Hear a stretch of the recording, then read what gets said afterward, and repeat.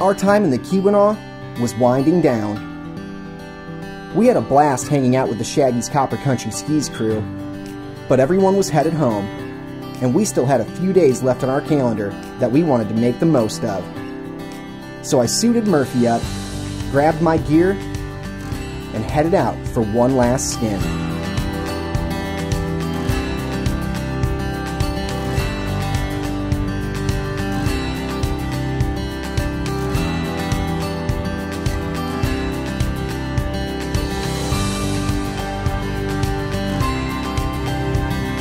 All right, Johnny, I think I'm ready to put this bird up. All right, man, cool. Let's do this. All right, man, I'm about to start flying. Are you ready? Ready. This was Murphy's first trip. At this point, she was only 6 months old, a bona fide puppy. I was a little nervous that it would be too much for her, or that the super cold temps would keep her from enjoying her time. Let's go. But I couldn't have been more wrong. Murphy is a pow dog. There's just no other way to say it. As for me, this was my first trip splitboarding, and it came with quite the learning curve. How many layers do you wear? How long will it take to climb to your drop point? How long will it take to put the board back together, especially when it's frigid out? We're at the top of Little Boho. Me and Murph splitboarded over Lac La Belle and skinned up to the top of Little Boho. And there's only a couple lines through here, so it looks like it's gonna be a good run. And we're gonna get Murph some exercise here.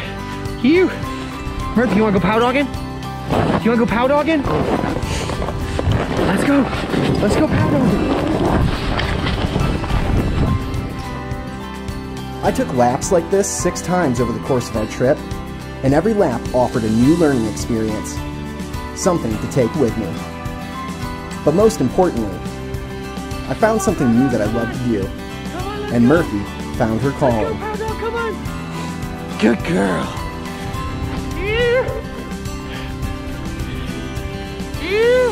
This is the last little section of Little Boho. It's pretty steep. Should be fun. Get back.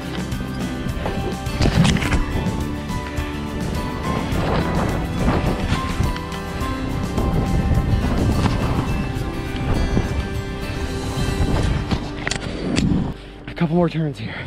We gotta get ahead of this dog. You. Woo. You. You. Good girl, pow dog. Good girl. That was my last run at Boho for this season. Not a bad way to go out if you ask me. But we still had one more objective on our checklist, a trip to Copper Harbor. Every year that we visit Mount Bohemia, we set aside a whole day to hang out in Copper Harbor. It's a quick 30-minute drive from Boho and offers some of the most unique views in all of Michigan.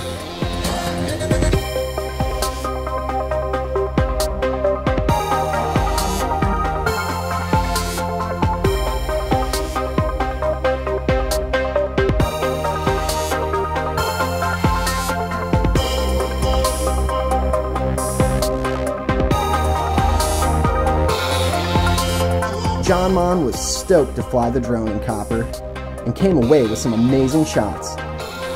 We made it back to the campsite just in time for sunset, a good fire, and one last meal.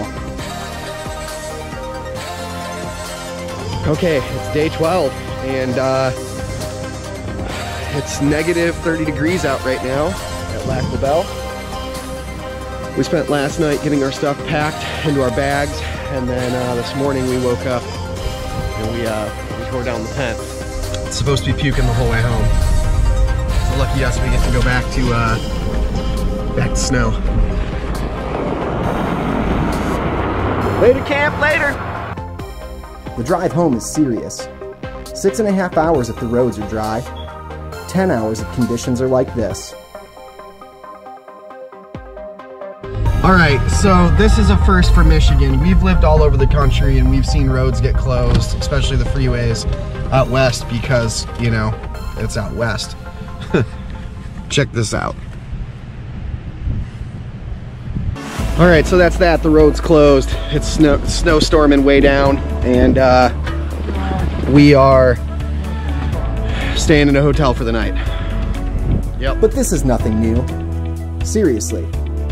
Every time we head up north in the winter, we get stuck somewhere along the way home. This is turning into one of those trips that never ends.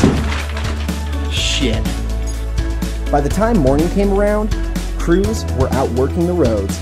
The sun was shining, and we got the all clear to head for the Mackinac Bridge.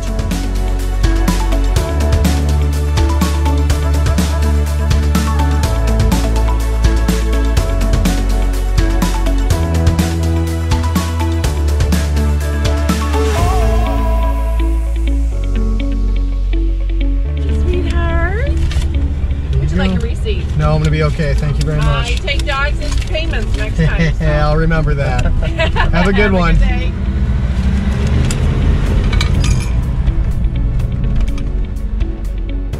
Well, that's that. This is the last 5 miles before we're back to reality. The last 5 miles until I can see my family, hug my kids, and kiss my wife. This year's trip to Boho was one that I won't soon forget. But all of this fun doesn't come without a toll. Wanderlust is one hell of a drug, and I fear that my need for adventure is at an all-time high.